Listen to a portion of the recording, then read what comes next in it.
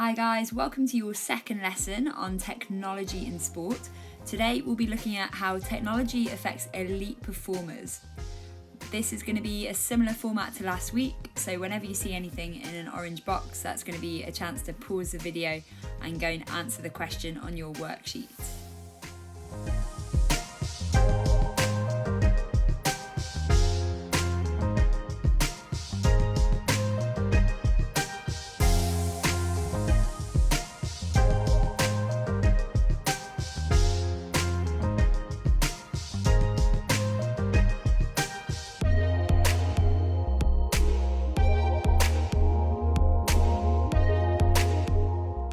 For your homework, you listened to a great TED Talk by David Epstein, who spoke about the potential of technology to optimize performance and create those marginal gains that could be the difference between first, second and third place, particularly in really tight sports such as sprinting and swimming and cycling, where we've got that photo finish scenario.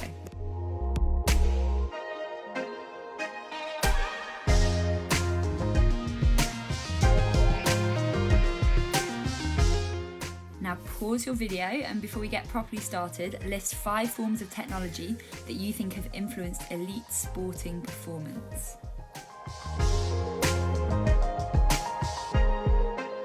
First thing that we're going to look at is clothing and footwear. Take a moment to reflect on your own sport and how the kits may have looked 20 years ago compared to the way they look now. Think about sprinting and the evolution of these high-tech sprint suits. Think about football boots, trainers, cycling suits. We'll have a look at some then and now photos. So this is an old school cotton rugby jersey versus the new light synthetic fabrics that most teams wear now. Have a look at this basketball shot. So look at the footwear. This is from the 80s, I think, compared to on the right, the kind of footwear that we see now in basketball. And a really controversial case study that we're going to look at is the evolution of swimming costumes from what you see on the left to what you see on the right.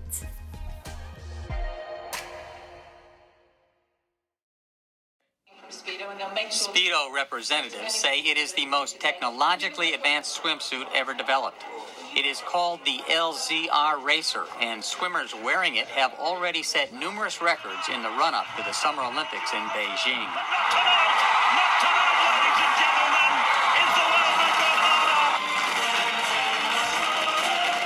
American Olympic gold medalist Michael Phelps unveiled the suit in spectacular fashion earlier this year in New York. So with these suits, which were proven to increase flotation and speed through the water, in the Rome World Championships 2010, 38 out of 40 men's records were broken.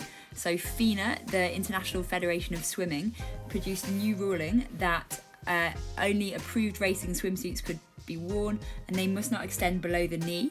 And men's suits could not extend above the navel, while a woman's suit should not cover the neck or extend past the shoulders. They also found that some people were wearing 2 swimming suits to create a little layer in between that increased flotation. So there's now a strict ruling that you can only wear 1 swimsuit. Here's a more up-to-date reflection on how swimsuit technology has advanced since then. So right here we've got the Speedo Faskin racing range, which you'll have seen a lot of the USA athletes wearing. So something you might not know about these suits is they're covered in water repellent finish. So that's the silvering that you see when the guys jump in the water. Those little air bubbles are sticking themselves to the surface. You know, it's absolutely about this hundredths of a second. With this cap, this is a 3D based cap, so it actually will support itself like this. This is a flat cap, a regular cap. So this provides a better fit to an athlete's head because of the shape. Because it's all about the flow of the water over the athlete. If this is the athlete, it's a little bit like a NASCAR or a Formula 1 car. It's about the flow over the front of the athlete is really important. It's got to be smooth. So cap first, and then through to goggle. So these goggles are really hydrodynamic versus a regular goggle that will protrude from the face a little bit more. Using that 3D scanning technology, super low profile, super hydrodynamic. There's a lot more technology in the female suit we have here. On the back here we have the X, and this is based on working with kinesiologists and physiologists. It's about supporting the swimmers to have the best body position for as long as they can. And when it's worn, we have what we call proprioception panel, so ab activators. So this is a double layer fabric on the top, and with a laser we've taken out a single piece of fabric underneath, which allows the athletes to feel the water water on their core here when they're first diving in. And then on the inside, we've actually worked with Team USA and the swimmers, and we asked them what they would like as a message that they can see just before they put the suit on, before they go on the global stage. And as you can see, that's what it says. We've got 60% of all of the medals won over the last 8 Olympics have been in Speedo. Currently running at just under half of all the medals so far in this Olympics.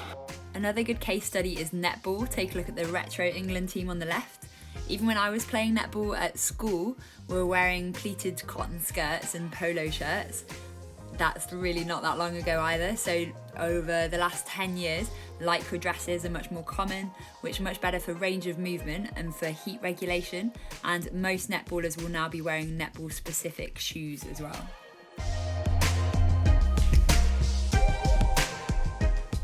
Next up is the ever controversial running shoe. This is the shoe Nike claims can make any runner 4% faster. It's called the Vaporfly 4%. We've shown these to some of our external partners, and they've helped measure them and independently verify them. And I think even from a science perspective, their best scientific term was they're just magic.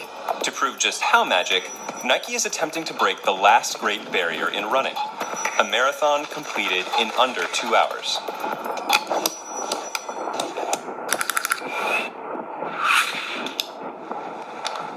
It's a little bit like the sub 10 seconds 100 meters. It's a little bit like the 4-minute mile. It's one of those big barriers for kind of human potential.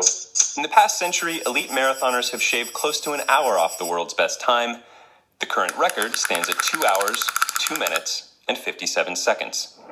Those last 3 minutes might not seem like much, but they're the difference between what is and isn't humanly possible. This project is about proving that human being has no limitation. Above all, I want to make history. That's Eliud Kipchoge. He's one of the best long-distance runners in the world. Nike signed on him and 2 other athletes, Zersane Tadisa and Lalisa Desisa, to try and break 2 hours. Right, if you don't know already, you might have to go and research this. What happened next for Kipchoge and his team, and what are the potential implications or issues with this development in technology, which was really huge in the running world? Pause your video and go and answer this.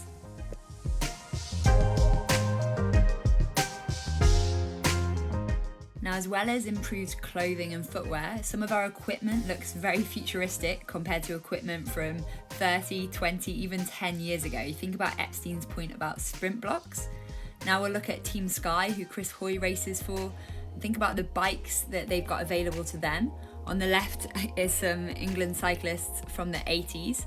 It's obviously a completely different ballgame in cycling now, and a lot more exclusive and expensive.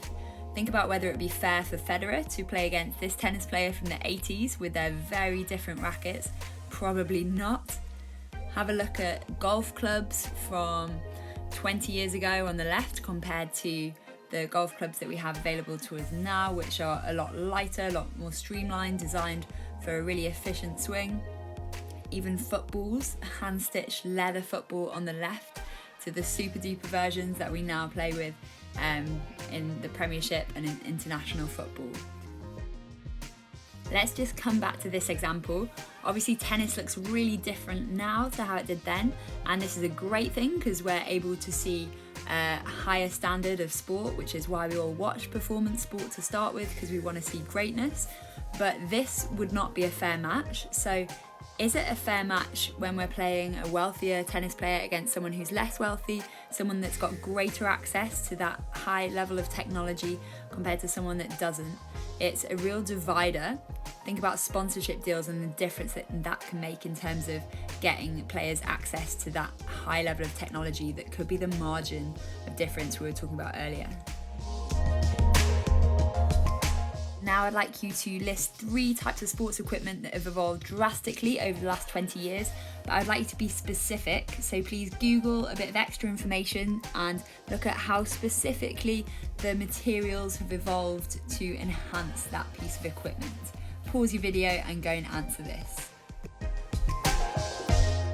Another area of technology that's improved greatly is protective equipment, which has arguably made sport a lot safer for athletes, though some people argue the opposite. Now we're thinking about helmets for skiing, race car driving, NFL, cricket. Think about shin guards, they've changed quite a lot, mouth guards, etc. Now I'd like you to list one positive and one negative of this improved protective sports equipment. Again, you can use Google to help you if you can't think of a negative. Another thing that's advanced hugely is recovery equipment, which helps athletes recover from training, competition and injury much quicker. On the left here you've got a cryotherapy chamber, which is unbelievable for muscle recovery. In the middle is an oxygen tent, which is really good for injured athletes. On the right is an altitude chamber, which brings changes to the athlete's biological makeup and oxygen carrying capacity, so they're able to recover quicker. Here's another little spread of technology that can be used to aid recovery.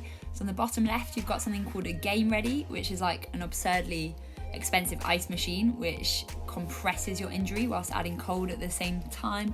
On the top right, these are also called Normatec trousers. They basically massage and compress your legs and help them to recover way quicker. You feel super light and awesome afterwards. In the top left, a little bit more common, are compression leggings, which are great to wear after competition and after training. A lot of sports will send their athletes to recovery centres. So when I was playing, if we ever got seriously injured, we'd be sent somewhere called Bisham Abbey, which is an English Institute of Sport, and they've got loads of cool technology to aid recovery and help you get back on track from your injury quicker. Here is a technology that got quite a bit of airtime in the media. That's these hot pants, which were developed by Loughborough Uni for Team GB cyclists, and they keep your legs warm between events.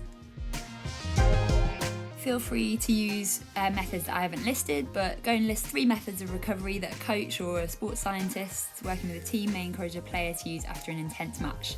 Pause and off you go.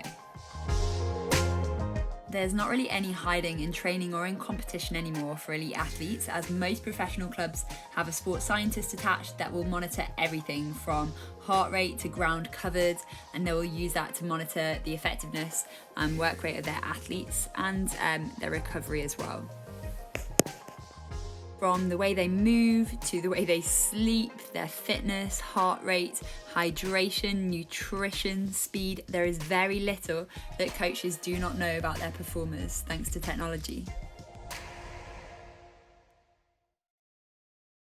You might have noticed a little lump below a lot of athletes' necks underneath their shirt. That's a GPS tracker that are used widely in professional sport to track things like this. Almost up to halfway out wide. They've got the big man. Here he is. Off the bench and flying towards the corner, scorching the earth as he goes. Where? Over to Mickelson. Curry is the power runner. He gets some space and says thank you and goodbye. Joe. Here is a little clip from England rugby sports scientists about how he uses GPS data. My name's Ben Pollard. I'm sports scientist with the England senior team. The GPS that we use is just a small little monitor that they wear in between their shoulder blades.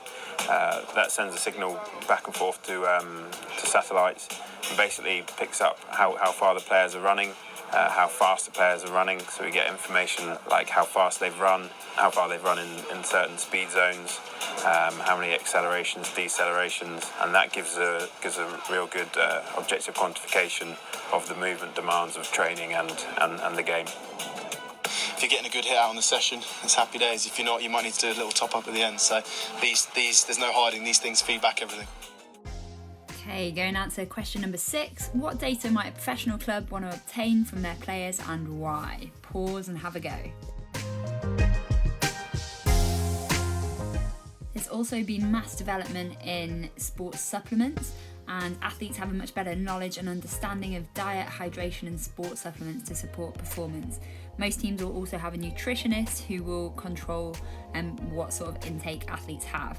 On the right is a hydration monitor, so when we were in camp or in competition, you'd have to pee in a pot every single morning and pour it on that little silver bit, and the dial will give you a score of hydration, and if you're underhydrated, you're given an electrolyte drink.